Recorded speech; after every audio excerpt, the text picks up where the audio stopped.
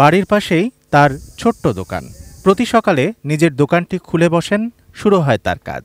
চোখে কিছুই দেখেন না, তবুও নিপুণ হাতে ইলেকট্রনিক ও পাইপ ফিটারের যাবতীয় কাজ করে চলেন ইমরোজ হোসেন রিপন। গ্রামে যখন বিদ্যুৎ আসে, ইলেকট্রিকের কাজ শেখার স্বপ্ন জাগে তার। অন্ধ একজনের এমন ঝুঁকির কাজ কি করে সম্ভব? রাজি হয় না পরিবার, পরিচিত ইলেকট্রিক মিস্ত্রিরাও রাজি হননি। তবুও থেমে থাকেননি রিপন। একাকী দীর্ঘ চেষ্টায় আয়ত্ত করেন ইলেকট্রিক, প্লাম্বার ও সোলারের কাজ। নিজের নির্ভরতার চাবি তুলে নিয়েছেন নিজের হাতেই। আমি প্রথমে আমাদের এলাকায় যখন নতুন কারেন্ট আসছে, ওয়াবদা লাইন আসছে, পল্লী লাইন আসছে, আমাদের কিছু এলাকায় ছেলেপেলেরা কাজ করত। তখন আমি ওখানে তাদের সাথে ওখানে যেতাম। তখন আমি ওখানে যে দেখলাম যে আমি তাদেরকে বলতাম, ভাই আমি পারবো ইলেকট্রিক কাজ, আমাকে একটু দেখান না, আমাকেও দেখান। সবাই বলতো না, কখনো না, এটা কখনো নয়, এটা এমন এক কাজ, এটা ইলেকট্রিক কাজ, এটা মারাত্মক কাজ, তুমি পারবে না। আমি একদিন, 2 দিন, 3 দিন যারা ইলেকট্রিশিয়ানে কাজ করতো, আমি তাদের সবার সামনে গিয়ে এসব কথাগুলো বলতাম যে আমি একটু শিখতাম, কিভাবে শিখবো, আমাকে একটু দেখান। সবাই আমাকে নিষেধ করতো, আমার মা বাবা সবাই নিষেধ করতো। তখন আমার মনে একটা অনুপ্রেরণা জেগেছে, না আমি এটা শিখতে হবে। আমি চিন্তা করলাম, বাড়িতে আসি যে একটা সুইচ দিলে প্যান ঘুরলো কেন প্যান ঘুরলো? প্যান তো এটা না ঘুরিয়ে পারতো, তো প্যান তো এটা না ঘুরিয়ে পারতো, একটা লাইটের সুইচ দিলে লাইট চললো কেন? না চলিয়ে পারতো। তখন আমি একটা চিন্তা করলাম যে ঘরে যখন আমি এটা নিয়ে গবেষণা চালাতাম, তখন আমার মা এবং আমার আব্বা এটা নিয়ে বিভিন্ন রকমের চেঁচামেচি করতো যে না, তুমি এটা পারবে না, এটা অসাধারণ কাজ, তুমি চোখে দেখো না, তোমার এসব কোনো দরকার নাই, কোনো প্রয়োজন নাই। আমার যন্ত্রপাতি আমি খুব লুকিয়ে রাখতাম, এগুলো রাখতাম। দীর্ঘ এগুলো করতে করতে করতে একসময় আমি সিদ্ধান্ত করলাম যে আমাদের ঘরের পাশে একটা বারান্দা আছে পিছনে। আমি চিন্তা করলাম, না, আমার গবেষণাটা চালাতে হলে আমাকে ঘর থেকে বের হতে হবে। তখন আমি চিন্তা ভাবনা করলাম যে আমি ঘর থেকে বের হয়ে আমি ওই বারান্দায় চলে গেলাম। তখন বারান্দায় চলে গিয়ে আমাদের টিভির একটা ব্যাটারি ছিল, টিভির 12 ভোল্টের একটা ব্যাটারি ছিল। যখন কারেন্ট আসছে তখন ব্যাটারিটা অকেজ হয়ে গেছে।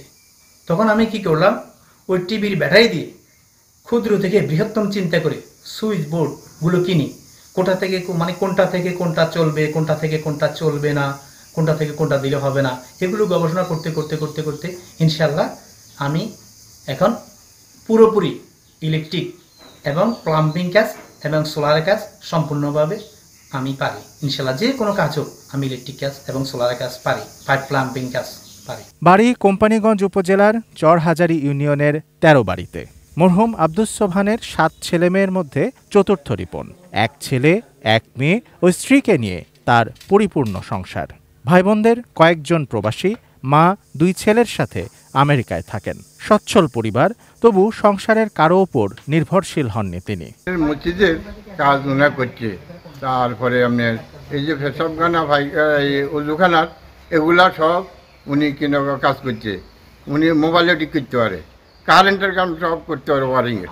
উনি মারগর্বের অন্ধ এবং আমাদের 7 নম্বর 8 নম্বর ওয়ার্ডের ভিতরে বিভিন্ন জায়গায় কাজকল করে মানুষে নেয়, খোঁজখবর নেয়।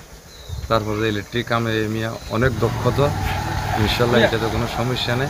কিন্তু দুঃখের বিষয় হচ্ছে চোখে দেখে না, এটাই সমস্যা। আর কিন্তু কাজকর্মে ইনশাল্লাহ সব কাজ ইনশাল্লাহ জানে। উনি জন্ম থেকে অন্ধ। এলাকাতে বাড়ি, এলাকার সব কাজ ধরেন নিজেতেই করে থাকে। মসজিদ আছে, মসজিদের পুরো কাজগুলো উনি করছে। তারপরে বাড়িতে আমগো বাড়ির আশেপাশে হইতে সব ইলেকট্রিক কাজ, ফিটার কাজ, কলের কাজ সবগুলোই উনি করে নিজেতে। সে কিন্তু চোখে দেখে না, সে মসজিদের wiring, electric, pipe fitter, others অন্যান্য কাজও করতে পারে এবং তার কাজগুলো কিন্তু চমৎকার, সুন্দরভাবে সে বিভিন্ন জায়গায় কাজ করে, বাড়িতেও কাজ করে, আরও অন্য জায়গায় কাজ করছে। যেমন আমাদের মসজিদে এটা তো প্রমাণ, এটা আমরা নিজে দেখেছি। তো সে আরও বিভিন্ন জায়গায় কাজ করছে, পার্শ্ববর্তী বাড়িতেও সে কাজ করছে, ঘর ওয়ারিং করছে। রিপন ভাই এমন একটা লোক, সে সব কাজ করতে পারে।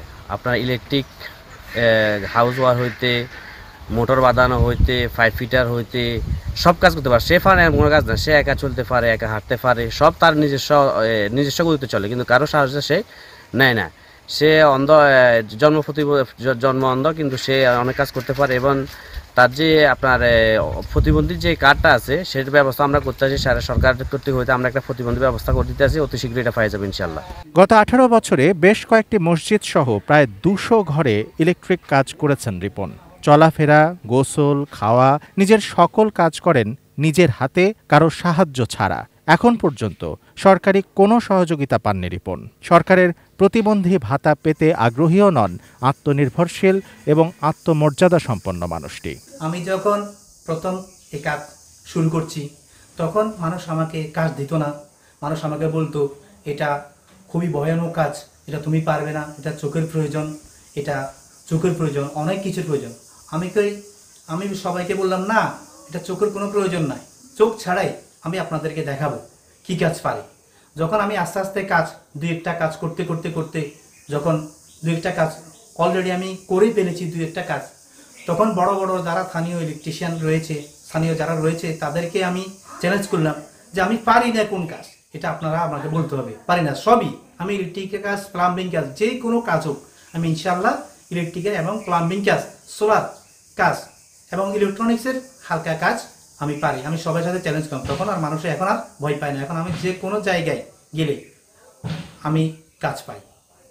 পর্যন্ত আমার বোধ হয় আমি 100-150 কাজ করেছি, 100-150 বা 200 কাজ করেছি কাজের তথ্য, মানে এটা হচ্ছে ওয়ারিং এর কাজ বা building. Shamsul Arefin, desk report, ATN news. হিসাব নাই, এগুলো কোনো হিসাব করার প্রয়োজন হয় নাই, তখন আমি হিসাব করি নাই।